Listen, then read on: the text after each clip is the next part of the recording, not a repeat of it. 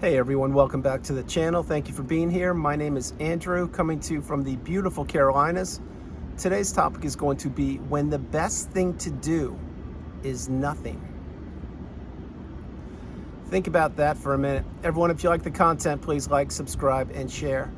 So, there are many times in life, specifically in the narcissistic relationship and after post-narcissistic relationship, when the best thing to do is absolutely nothing. I'm going to give you some illustrations jumping right into your life before you met the narcissist, or everyday life examples. Let's say that the weather outside is stormy, it's raining, and you have to, or you would like to go to the store to get something. You don't need to, but you would like to. And the weather is really getting nastier and nastier. Now, do you have to go out in that rainstorm and get something? No, you don't.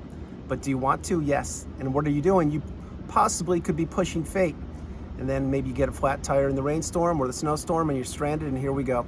You see, in that situation, you didn't have to do anything, but you pushed it, and the result wasn't good. That is called not trusting your instincts or intuition and not reading the signs that are all around you. Now, before you acquired the wisdom on the narcissistic abusive cycle, you probably made many choices such as that.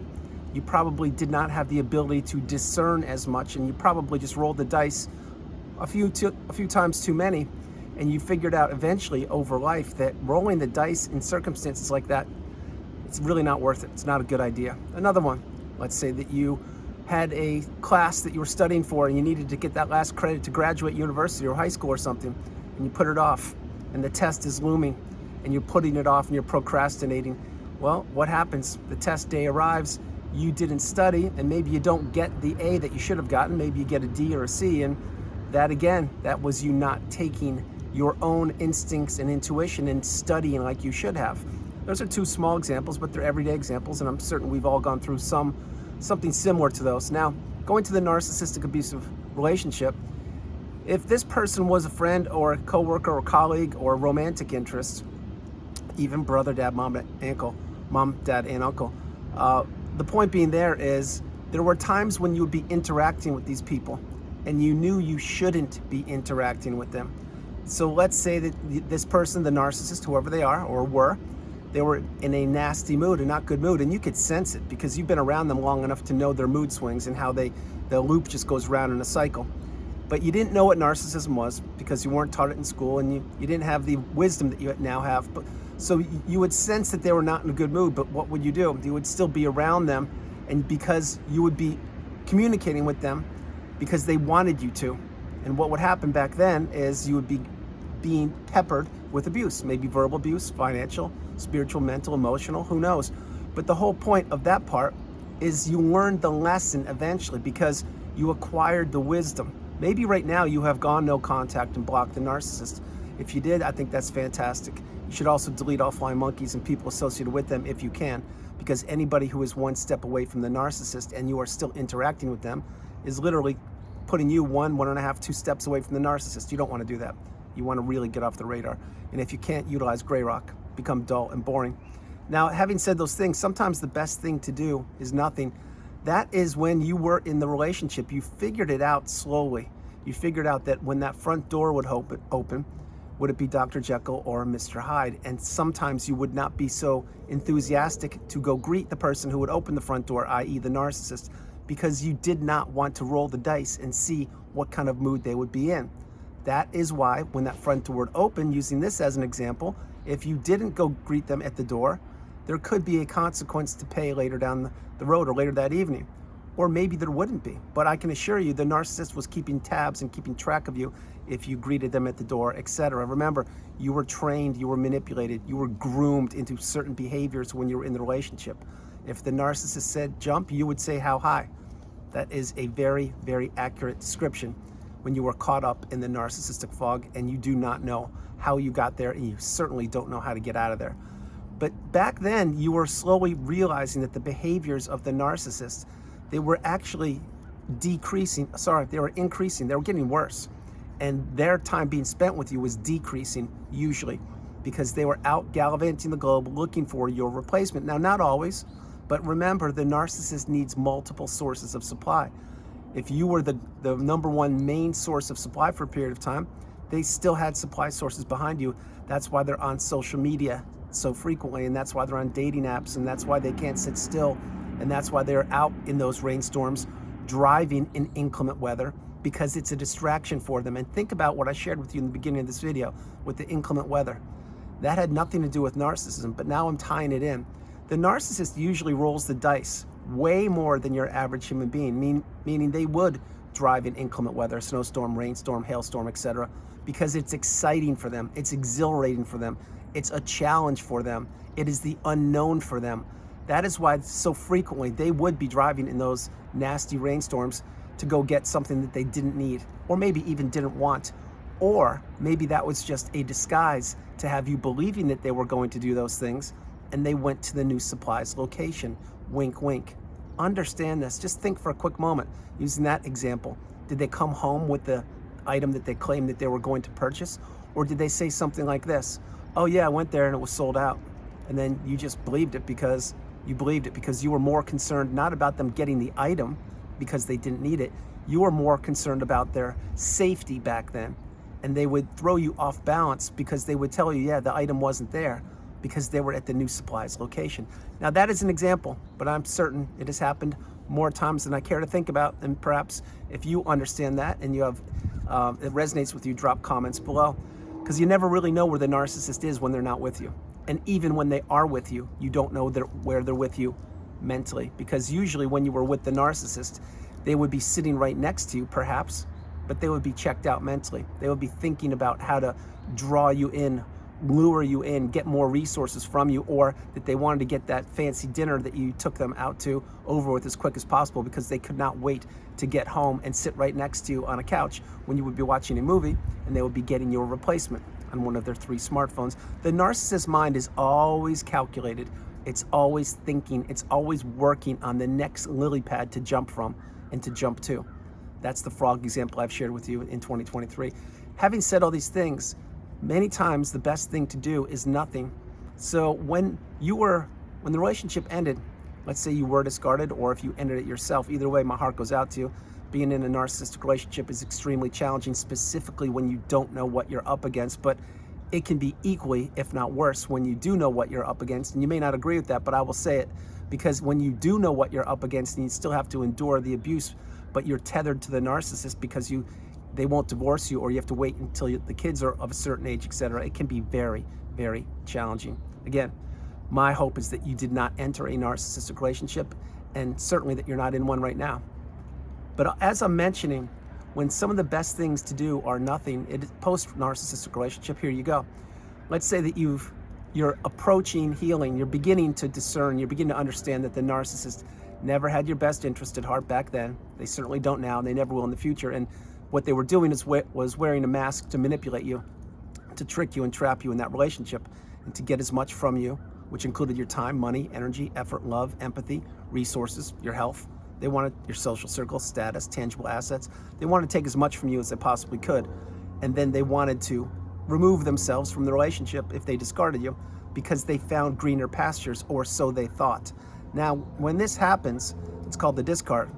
This video isn't about this. What I'm sharing is when you were discarded, you were reaching out to the narcissist, I can assure you. You were probably texting them or calling them or emailing them or doing anything you could, because you wanted closure. You wanted to get answers from them. The narcissist will never give you closure. They're incapable of that. As a matter of fact, it's quite the opposite is what the narcissist wants. They don't want you to ever get closure. They don't want you to ever see behind the mask, and they don't want you to ever figure out who they are. They want to keep you stuck in that devaluation stage, or the narcissistic fog. But back then, you would be reaching out to them because you didn't have the wisdom, you didn't know better. And that is how the cycle goes around and around. The cycle is built to feed the beast, which is the narcissist. And the cycle is built to have people give everything they possibly can, energy-wise, to the narcissist, because the narcissist places people exactly where they want them, with the thinking that they're getting the best of the narcissist, when in fact they're actually getting the worst of the narcissist, because there is no best of the narcissist. Yes, there would be little glimmers and little pockets of happiness and joy here and there in the narcissistic relationship. I get that, I understand it, but the nastiness, the toxicity, and all the abuse clearly outweighs the good times. So it's a no-brainer there. And if you're not sure about that, grab the sheet of paper and a pen and write the pro-con list about the narcissistic relationship, the benefits of it, and the not-so-good things. It will open your eyes. I strongly suggest you do that if you haven't done it. But like I'm mentioning, when you were reaching out to the narcissist, you were looking for closure. That's what they wanted. They wanted to feel needed and important, and they wanted you to continue to reach out to them until you got the wisdom. When you got the wisdom, then you realize, wait a minute, I shouldn't be reaching out to these people. I should be blocking them. I should be getting everything I possibly can from them, meaning my assets, custody of the kids, division of the house and everything, and I should be blocking them and going no contact. Now, if you are that far on the healing path, or if you've already done that, drop comments. But on top of that, you now understand that there were times post-narcissistic relationship when you did perhaps some things that you didn't want to do, and you understood that they didn't benefit you. So let's take a few examples there. Let's say after the relationship was over, let's say you talked to some of the narcissist family members or people that the narcissist surrounded themselves with, maybe alleged best friends, etc. If you were explaining yourself to those people or trying to get information about whatever you were asking or whatever information you want to share with them, you realized rather quickly that most, if not all of those people were on the side of the narcissist. They didn't care about what you wanted to say. They weren't there being empathetic, listening to you, usually, not always. But what they did do is they took your information and they made sure it got recycled right back to the narcissist via pipeline, because those people turned out to be flying monkeys, but you didn't know it back then. Now, having said these things, you may have some regrets post-narcissistic relationship. Wow, I shouldn't have done that. That was not a good idea. Oh, wow, what was I thinking? Ow, how could I have done that? Well, you need to give yourself a break and be kind to yourself, no matter what you did or didn't do, as long as you didn't injure or harm anybody, because what you probably were doing was literally just shooting yourself in the foot. You just didn't know it because you didn't have the wisdom. Now, I say that frequently because it's night and day when you know what you're up against in the narcissistic abusive cycle like you do now, and compared to when you don't. When you don't, you keep on spinning around on that hamster wheel of manipulation, and you don't know how to behave. You don't know how to respond and not react. You don't know how to save your energy and understand that this person doesn't have your best interest at heart. And many people actually don't have your best interest at heart as well, that aren't even the narcissist. But these things, you need to be kind to yourself. The things that you did post-narcissistic relationship before you got the wisdom, now you have it. And so now when you really heal, or you're well on the healing path, you're reaching that pinnacle of indifference, that mountaintop of indifference, and you understand that conserving your energy and your time and your resources and building yourself back up and getting your cup full, that's the path. And you do not need drama. You don't need chaos or confusion. You don't need the narcissist or any toxic person in your life at all. You've been through the cycle. You understand how it works. You know it just continuously repeats on a loop, and it will always continue as long as the narcissist is on the planet, and they are everywhere. So you need to remove yourself and have boundaries and not be a people pleaser and learn how to say no, the strongest word in the English language, etc. But all of these things I'm sharing now, there still will be examples here of what the thumbnail is explaining to you.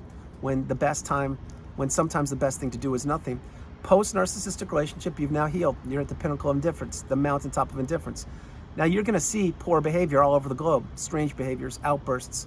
You're gonna see some great behavior, some people being polite and civil and empathetic and kind and loving and genuine. The whole point now is you can discern, because you now have the superpower. You now see the world through a different set of eyes because you've healed. But you can now discern who is who. And yes, the narcissist will still try to manipulate people and wear a mask and all these things, but here's a prime example. You could be at the store and you could see a couple, no matter what age they are, and you could see two couples. One couple is perhaps holding hands, and one of the other people is putting the arm around the other one, and this couple looks like they're having a beautiful, pleasant, relaxing, nice, enjoyable day or a period of time. Now, if they're hugging or holding or arms are around each other as they're perusing or walking through the aisles, that's a sign of togetherness, of unity, of a bond, of two people being together. Now, having said that, let's say you see a different couple, and the other couple, one of the people is walking about 10 feet in front of the other one, and the one person in the back who's not walking as fast is asking the person in front, hey, can you slow down and wait up? We're supposed to be doing this together. Can we spend some time together? Ding, ding, ding. You can now identify that something is off in that relationship. Now you could say, well, yeah, maybe that's just a period of time. Maybe they're just having an argument or something. Fair enough, they may be. But then again, that's what you thought when you were the person who was walking 10 feet behind the narcissist, because they were trying to appear single when they were walking right in front of you in the grocery store or in restaurants, etc. That's what the narcissist does. So you can now discern and you can now see what we're talking about. There are two different examples of couples there. So now, what's the thing to do? Should you communicate with either of those couples? Of course not. You just observe and say to yourself, wow, there still is beauty on this planet, that loving, kind couple. And then you say to yourself, yes, those people, the second couple, they're probably in a relationship similar to the one I was in, and I'm grateful to no longer be in it, because being single or on my own or drama-free or being able to walk through the aisles of the store or restaurant as slowly or fast as I want to, it's up to me because I'm living my life. I am no longer chasing after someone who doesn't want to be with me. I am no longer married to somebody who is acting like they're single. I am no longer experiencing gaslighting, the silent treatment, rage fits, triangulation, my least favorite thing these people do. I am no longer getting all the toxicity that these people dump on me because I've now learned the glossary, the terms, the definitions on the narcissistic abusive cycle, and I have healed. I've taken the lifelong learning lessons from that relationship and applied them to present day. I do not live in the past. I've processed it all. I've healed childhood wounds. I've journaled. I've meditated. I've seen a therapist. I've watched videos. I've written.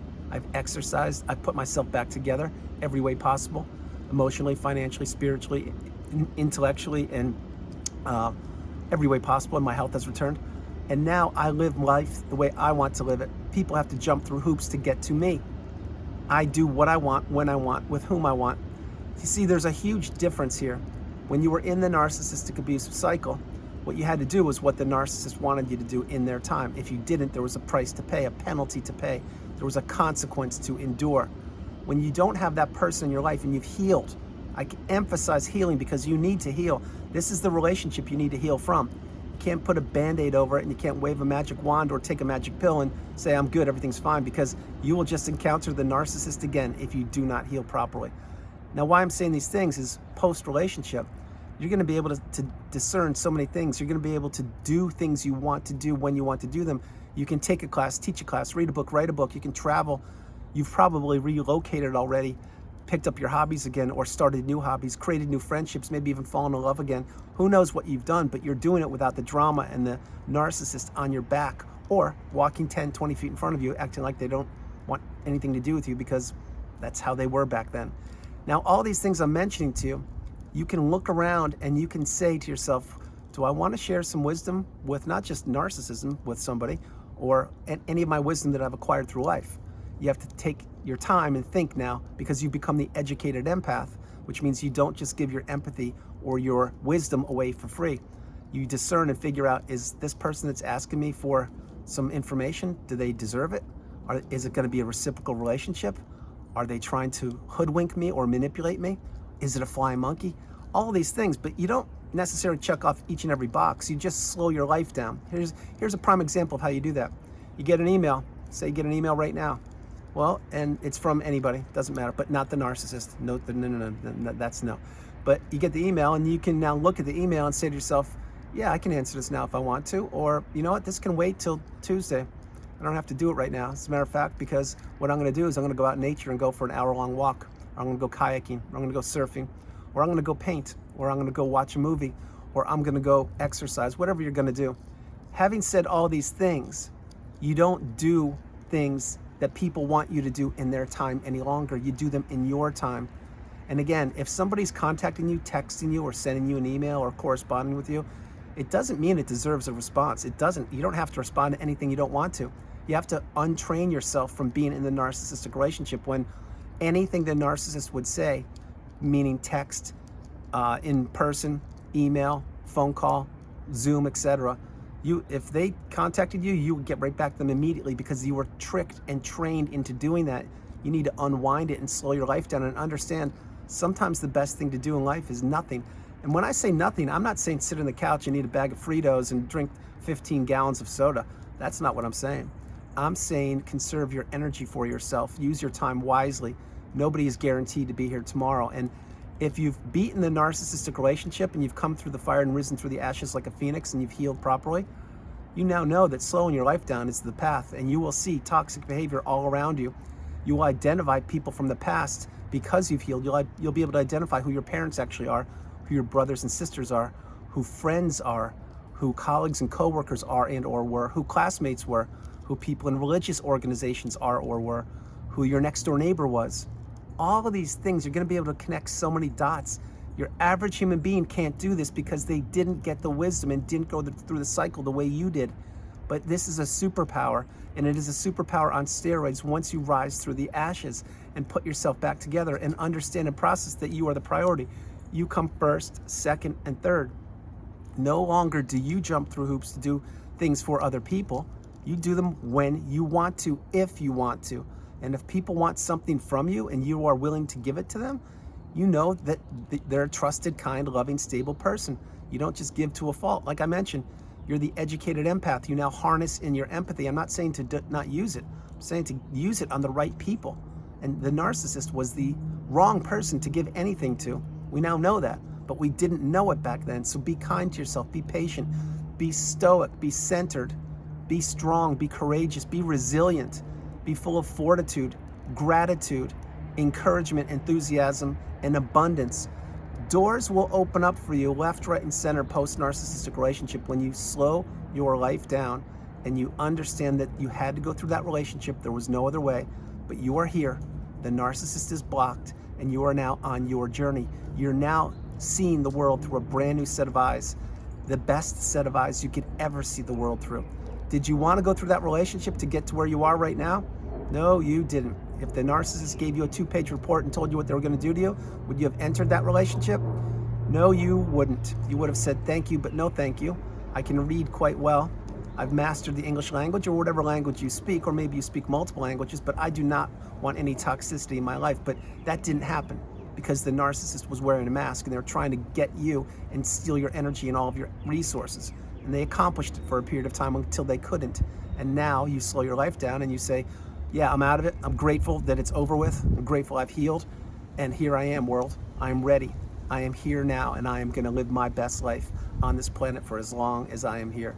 Picture it like this. And I mentioned movies a little while ago. I don't watch movies, the news, or any of that kind of stuff, but I just want to share, if you will. If you could compare or go back in time when you were in the narcissistic relationship, that your life during that period of time, it was almost like a mystery thriller drama. Almost like a whodunit, if you will, because some of the strangest behaviors you saw, some of the most challenging toxic behaviors you experienced, and there were times when you really did not know if you were going to make it out of that relationship, but you did. And once the dust has settled and you've picked yourself up by the bootstraps and dusted yourself off and you've healed after time, after a lot of time, and you've really slowed your life down and healed, you can look back and say, wow, did that happen? Was that a real time period in my life? And the answer is yes, it was. And yes, it was. It was something that was supposed to take you down for the count, but it didn't, because you're here. You're one of the chosen ones, one of the fortunate ones, one of the resilient ones. And you can now look back and say to yourself, yeah, that was real. It did happen. And I am so grateful to be here. I wish I didn't go through that, but I had to. There's no other way. So I need to embrace that and understand that's a chapter of my life. But that chapter is closed. And so is the narcissist. And so is any access from the narcissist to me. The narcissist gets absolutely zero. They just slither away onto the new supply. Having said all those things, the best thing to do sometimes is absolutely nothing. It means if you're thinking of taking a drive in a rainstorm and you don't need to do what you're doing, don't do it. It means if you have to study for a test, make sure you do. And that example may not be the best, but you get my point. Do what you can do today. Don't put things off. Having said that, and I know that's contradictory, what I'm saying is slow your life down, think about the thing that you're going to do, and get it done. Accomplish it. And understand that you do not want to be taking any unnecessary risks. And the final thing before I close the video is this. If anyone's trying to enter your life and they're needy, or they're playing the victim card, or they're saying you have so much and I can't believe you're doing so well, and what about that? And if they're asking way too many questions, this is red flag city. Do not allow them access to you. Just block them and move forward, because the narcissist is everywhere. And when we finally understand that we are the ones that are in control of our lives, we are the ones that are in control of our destinies. It wasn't the narcissist. We thought that the narcissist was one person, but there's somebody completely different. And they are not like us at all. They're the exact opposite. So really get the message. Many times the best thing to do in life is nothing. Don't pick up that phone. Don't write that email. Don't respond to people when you're not in a good mood. Don't do things that people want you to do in their time. Do them when you are ready to do them, if you're ready to do them at all. Everyone, that's the video. I hope you liked it. I loved doing it from the beautiful Carolinas. This is Andrew. Namaste. Have a great afternoon, evening, or morning, no matter where you are on the planet. You are not alone. Remember that you are not alone. God bless you. I love you all. Listen what I'm sharing with you. When I say, as the thumbnail mentions, sometimes the best thing to do is nothing, it means if you're considering doing something, this is with when you're in the narcissistic relationship or out, and it's got nothing to do with narcissism exclusively, it's in life. If something is telling you, hey, I'm not so sure I should do that, then really you probably shouldn't do it. And that is exactly how, when we met the narcissist, we probably knew something was wrong, but we didn't trust our instincts or intuition, and we ignored red flags. That's not what we do any longer. We now conserve our energy and do what serves us. I love you all. God bless you, and I'll talk to you tomorrow. All right, bye, guys.